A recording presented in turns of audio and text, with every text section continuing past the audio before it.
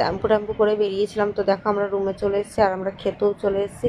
আজকে আমাদের দুপুরের খাবার ছিল ডাল, শাক ভাজা, একটা পোস্ত দিয়ে তরকারি আর কাতলা মাছের ঝোল, পাঁপড়, চাটনি আর ভাত। তো এগুলো খাওয়ার পরে আমরা দুপুরবেলা ঘুমিয়েও পড়েছিলাম।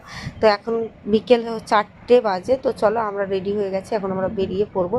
এখন আমরা নিউ দীঘা যাব। তো দেখো এদিকে আমি, বোন, মা বেরিয়ে পড়েছি।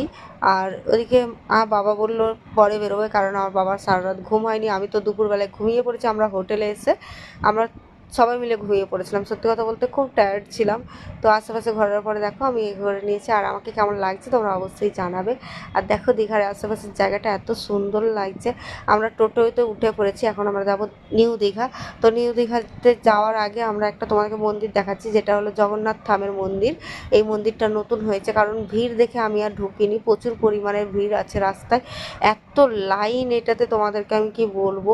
ভেবেছিলাম ঢুকবো, কিন্তু ঢোকার আর কোনো ইচ্ছা হয়নি, কারণ প্রচুর পরিমাণে ভিড় ছিল। আমি তো এটা